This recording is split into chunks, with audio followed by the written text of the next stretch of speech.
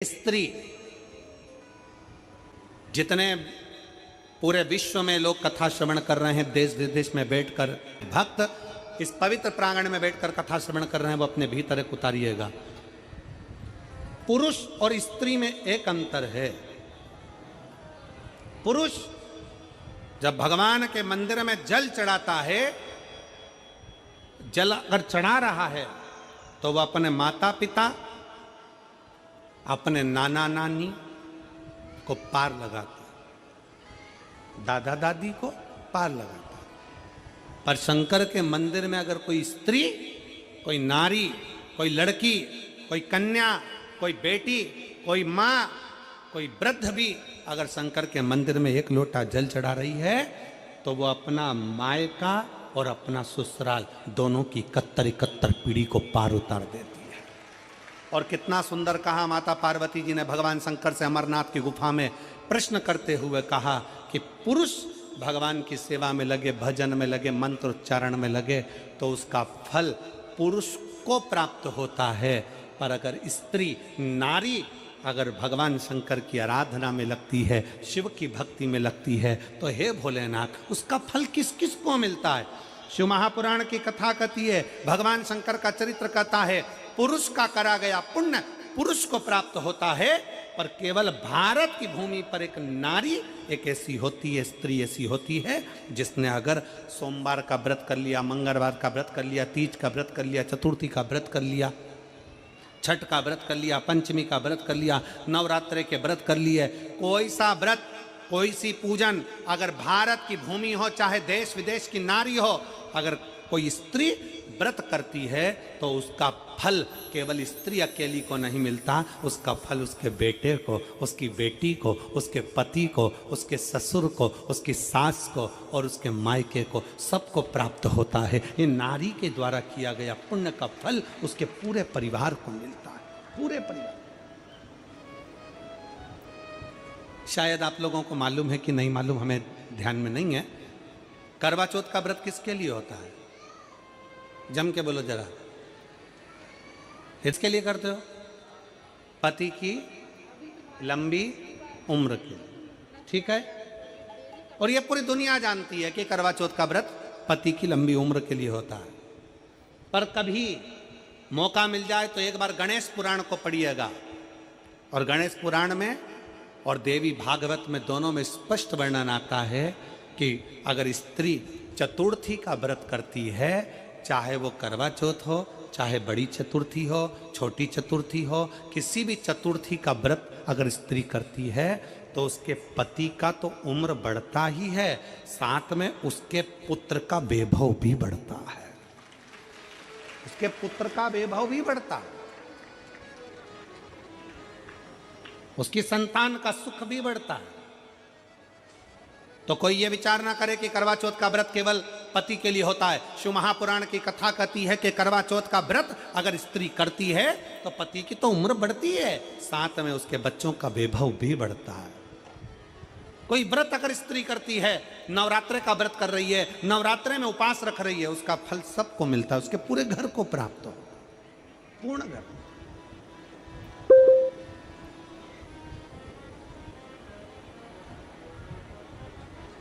शिव तत्व, शंकर की अविरल भक्ति, शिव की उपासना।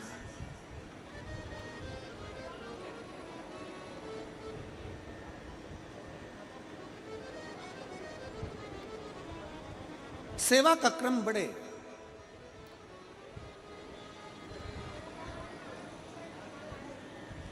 मंत्री से ज्यादा मंत्र पर भरोसा रखो, मंत्री से ज्यादा मंत्र पर भरोसा रखो, और संसार से ज्यादा मेरे महाकाल पर भरोसा रखो।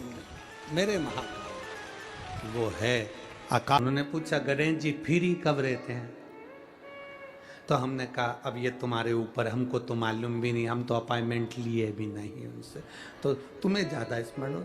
तो आप शंकर जी की कथा करते हो, आपको नहीं मालूम कि गणेश जी कब फ्री रहते हैं? हमने कहा गणेश जी फ्री रहने का केवल एक समय होता है, एक टाइम होता है, एक पल होता है, एक घड़ी होती है कि गणेश जी महाराज हमारे घर में आ गए, गणेश जी की सबसे पहली जो आरती हो, उस आरती के समय पर अगर धूप बत्ती जलाई जाए या गोबरी को जलाकर उसमें गूगल छोड़ी जाए और गूगल छोड़ने के बाद गणेश जी का नाम ध्रुम वर्ण कह दिया जाए, तो गणेश जी को तुम्हारे घर की पूजा स्वीकार करना पड़ती है। बस वो समय हम जानते,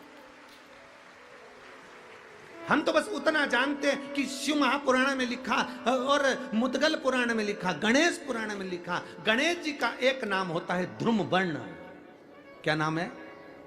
ध्रुम वर्ण गणेश जी का एक नाम होता है। जब हम धूप जलाकर और धूप लगाने के बाद में गणेश जी की सबसे पहली आरती करने के पहले अगर हम सबसे पहली आरती गणेश जी की कर रहे हो, अपने घर में स्थापना कर रहे हो, बिठा रहे हो, और तुम चाहते हो कि गणेश जी मेरे घर में आके मेरी पूजा को स्वीकार करें और जो मांगू मेरा गणेश मुझे दे 10 दिन के अंदर, तो पहला नाम लेकर पुकार लेना ध्रुम वर्ण विनायक, बैठो, बस काम हो गया। वो फ्री होकर आता है, वो बैठता है, अलमस्तता में बैठता। अब वो हमसे पूछे समय क्या है, हमने कहा देखो हमारे को तो मालूम नहीं, बस इतना जरूर जानते हैं कि ध्रुम वर्ण नाम के मेरे विनायक, जो जिनके शरीर से भक्तों के ताप मिटाने के लिए अग्नि तेज निकलता रहता है, जिनके शरीर से धुएं की भांति अग्नि प्रकट होती रहती है। अग्नि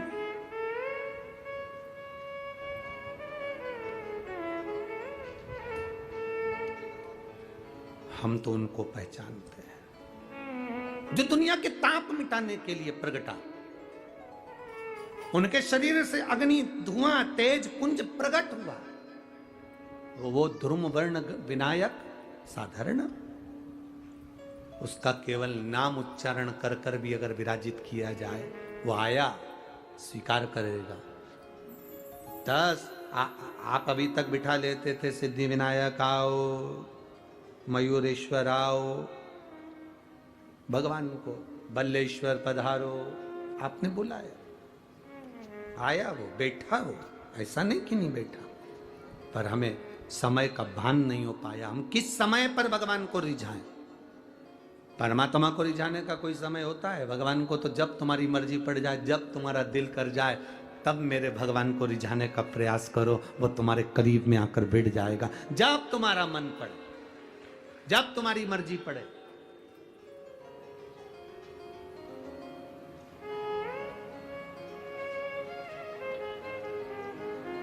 चतुर्थी का व्रत करने वाली जो माताएं होती हैं, जो चतुर्थी का व्रत करती हैं, आज भी चतुर्थी मान्य हो रही होगी, तो चतुर्थी का जो व्रत करने वाली होती हैं, जो चतुर्थी का पूजन करने वाली होती हैं, उनके भीतर का एक भाव होता है कि जैसे ही शाम का समय आए, चंद्रदेव का पूजन करें, चंद्र जब प्रकट हो जाए, कलश भर लिया, उसके नीचे आखा दाना रख दिया, चावल गेहूँ जो भी आप रखते हो पूजन के लिए, ऊपर पात्र आदि रख दिया, जलाशय, फिर अपन ने घी का दिया लगाकर पूजन भी कर ली। तो जो चतुर्थी का पूजन करने वाली होती हैं, जो चतुर्थी का नियम व्रत धारण करने वाली होती हैं, बड़ी बड़ी चतुर्थियां करती हैं या उसका नियम धारण करती हैं, तो चतुर्थी का जो पूजन करती हैं वो किस चीज के लिए होता है? केवल संतान, पुत्र, परिवार, हमारा कुटुंब, हम जिस कुल में हैं, हमारा कुल वैभव की ओर बढ़े, संपदा की ओर बढ़े और उसकी आयु बढ़े, उसकी आयु बढ़े, वैभव बढ़े। बहुत ध्यान दीजिएगा महाराज, चतुर्थी की पूजन में जो आप आखा दाना रखते हो, गेहूं वगैरह कुछ भी जो भी रखते हो, उसकी बड़ी महत्वता होती है महाराज।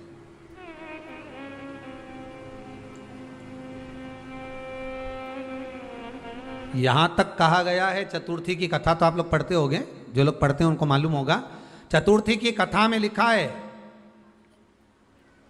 चौथ माता के व्रत में वर्णन किया गया है कि वो आखा दाना जो रखा जाता है, मान लो कोई जरूरी काम होता है तभी आखा दाना को रखा जाता है, संभाल के रखते हैं कि हम इस काम के लिए जा रहे हैं और हमारा ये कार्य सफल होना चाहिए। तो जिसने चतुर्थी का व्रत करा है, जिसने चंद्रदेव का पूजन करा, चतुर्थी का व्रत करा, वो गणेश जी से विनती करके वहां से 2-4 आखा दाना उठा ले और जो व्यक्ति का काम अटक रहा है अपने ही घर का, पर दूसरे कुल को नहीं देना, अपने ही कुल के अंतर्गत जो काम अटक रहा है उसकी जेब में, उसके पल्लू में उस चीज़ को रख दिया जाए। तो चतुर्थी जो अगली आती है, जैसे आप महीने की करते हो तो महीने की, और आप जैसे करते हो कि 4 अलग बड़ी बड़ी चतुर्थी करते हो तो उसके अनुसार आपका कार्य सिद्ध होता ही है। उस आखे दाने का इतना महत्व होता है क्योंकि चतुर्थी का व्रत करने वाली माता जब व्रत करती है तो स्वयं चतुर्थी की कथा में लिखा हुआ है कि पार्वती जी गणेश जी से चतुर्थी की कथा बचवाती। चतुर्थी की कथा बाची किसने थी? स्वयं गणेश जी महाराज ने। और सुनी किसने थी? माता पार्वती। बाचने वाले गणेश जी थे, सुनने वाली माता पार्वती थी। तो चतुर्थी की कथा जब होती है तो उसको स्वयं गणेश जी बाच रहे हैं। तो व्रत कौन सुन रही है? माता पार्वती। और आपने जो आखा दाना लिया वो गणेश जी के भाव से लिया, गणेश जी से निवेदन करके, विनय करके, प्रार्थना कर कर उसको प्राप्त किया, आपने उसको लिया।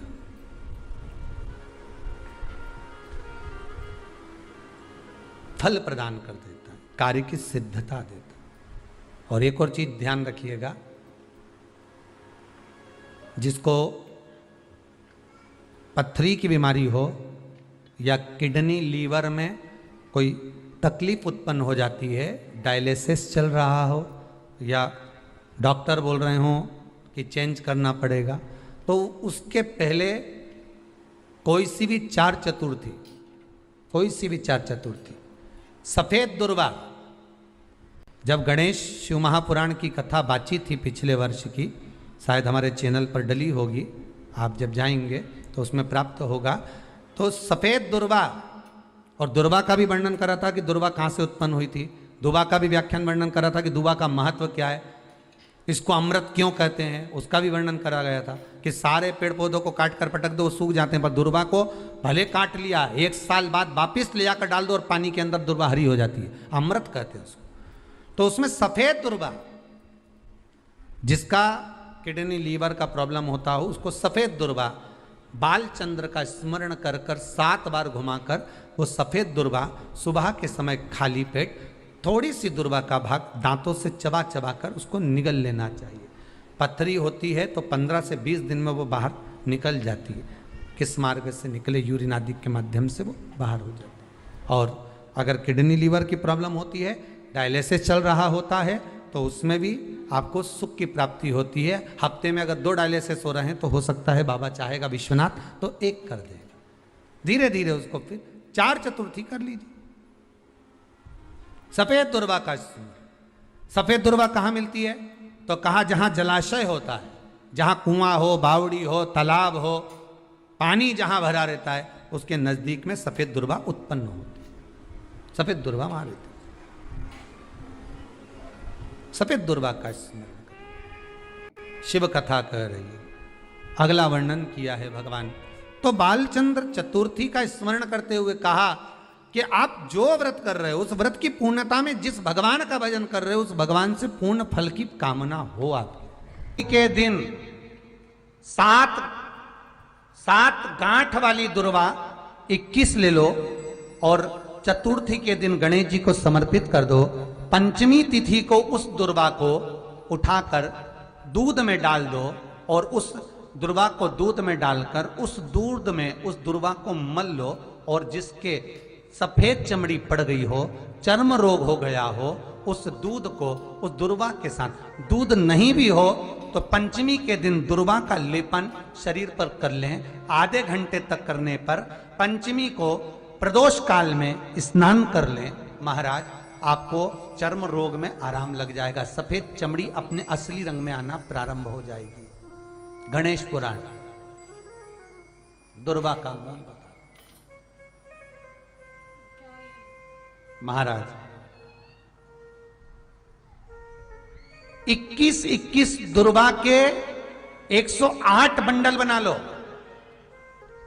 अगर एग्जाम में बैठ रहे हो, सरकारी परीक्षा में बैठ रहे हो, पास नहीं हो रहे, नौकरी नहीं लग रही, बहुत जगह इंटरव्यू दे दिया, 21 दुर्वा के 108 बंडल बनाओ, उसकी माला बनाओ और देवी के मंदिर में, माता जगदम्बा के मंदिर में, अर्थात जहां शंकर पार्वती पूर्ण परिवार विराजमान हो, ऐसे देवी के मंदिर में गणेश जी के गले में वो माला अर्पण करिया है, अपना नाम बोलकर और जिस एग्जाम में बैठ रहे हैं उसका भाव वर्णन कर कर महाराज, और वहीं से एक पुष्प लेकर अपने कमरे में जहां पढ़ते हो कांच की प्लेट में उस फूल को रख दीजिए और दूसरे दिन एग्जाम के लिए चले जाइए, आपको उसका फल अवश्य मिलेगा, अवश्य मिलेगा, आप उसमें उत्तीर्ण होंगे, फल प्राप्त होगा।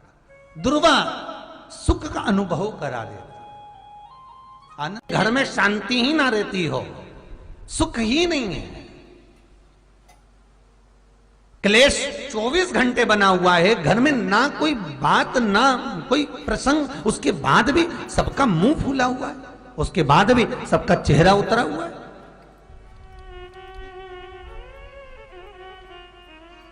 जिस घर में सुख और शांति ये दोनों चीजें नहीं हैं, वो निवेदन है लाल वस्त्र में लाल फूल रखकर उसमें थोड़ा धना, धना जानते हो वो खड़ा धना आता है, धना पाउडर नहीं, धना हरा धना, और 5 गोल सुपारी, जो गोल सुपारी होती है पूजन वाली सुपारी, 5 पूजन वाली सुपारी, 5 बेलपत्र इस लाल वस्त्र में रखकर घर के मध्य भाग में पूरे घर का केंद्र बिंदु मिला लो, पूरे घर का नाभि कोण मिला लो, पूरे घर का नाभि स्थल मध्य स्थल मिलाकर वहां पटे पर रखकर कुंकू चावल से पूजन कर कर उस पर 3 बार पानी को फेर कर भगवान श्री गणेश जी महाराज के मंदिर में बिना बोले जो रख कर आ जाता है, उसके घर में कभी क्लेश नहीं होता, सुख और शांति ये दोनों प्रवेश कर जाती है। भगवान शंकर का शिवलिंग बेलपत्री के पेड़ के नीचे बनाना, साथ में गोबर के विनायक बनाना, गोबर का गणेश, और गोबर का गणेश बनाकर एक छोटी सी पिंडी जैसी माता जगदम्बा के लिए एक ढेली रख देना गोबर की, महाराज मिट्टी या गोबर की। इन तीनों स्वरूप का पूजन आप करना बड़े प्रेम से, चंदन चंदन आदि अक्षत पुष्प समर्पित कर कर, कच्चा दूध दूध तीनों पर चढ़ाना, दही तीनों पर चढ़ाना, शहद तीनों पर चढ़ाना, घी तीनों पर चढ़ाना, शक्कर तीनों पर चढ़ाना, पूजन कर कर एक इतना बड़ा लाल वस्त्र, लाल वस्त्र, उस लाल वस्त्र पर अपने हाथ के छापे बनाकर कामना कर कर कि हम पति पत्नी में कभी झगड़ा ना हो, प्रेम बढ़े, क्लेश ना हो, आनंद बढ़े, छापे लगाकर उस वस्त्र से उन मूर्तियों को ढाक देना, पूजन कर कर घी का दिया लगाकर ढाक दीजिए। 108 चावल के दाने लेकर एक एक चावल का दाना अपनी कामना कर कर उस वस्त्र पर डाल दीजिए, वस्त्र का चावल अपने ऊपर बाद में छिड़क लीजिए, मूर्तियों का पूजन कर फिर वापस पूजन कर कर विसर्जन कर दीजिए। अगर अदालत में केस भी चल रहा होगा तलाक तक का, तो भी प्रेम बढ़ सकता है और आपका जीवन सुखमय हो सकता है, आनंदित हो सकता है। कोई पैसे नहीं दे रहा, अवश्य करें, कोई धन नहीं लौटा रहा, अवश्य करें, कहीं किसी कंपनी में आपका पैसा उलझ गया है, नहीं मिल रहा है, अवश्य करें, मिलेगा फल।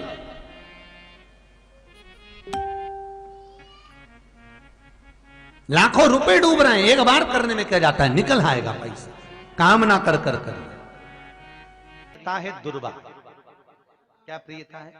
दुर्वा। कितनी दुर्वा गणेश जी को समर्पित करी जाती है? मात्र 5। कितनी?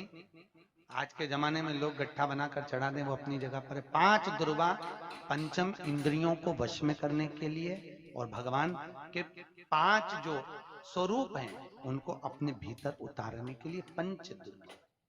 और दुर्वा में भी 3 गांठ। जब दुर्वा समर्पित करी जाती है तो उसमें नीचे दुर्वा की डंडी पर गांठ रहती है, 3 छोटी छोटी गांठें होना चाहिए। कितनी गांठ? जो भगवान को समर्पित करी जाए। गणेश जी का जो दांत टूटा है उस दांत की ओर गणेश जी को दुर्वा समर्पित करी जाती है। इसलिए हमारे करा करो, अगर घर में संपदा लक्ष्मी नहीं आ रही हो, व्यापार व्यवसाय नहीं चल रहा हो, नौकरी सर्विस नहीं मिल रही हो, बहुत तकलीफ हो, 7 बेलपत्री केसर को घिसकर चंदन बनाकर बेलपत्री पर बीच वाली पत्ती पर ओम लिखना है। दोनों पत्तियों पर भी एक आद्यशक्ति जगदम्बा के नाम की केसर की बिंदी लगाना है, दूसरे में श्री गणेश रिद्धि सिद्धि के नाम की बिंदी लगाना है। शिव जी पर समर्पित करते जाना, शंकर को चढ़ाते जा।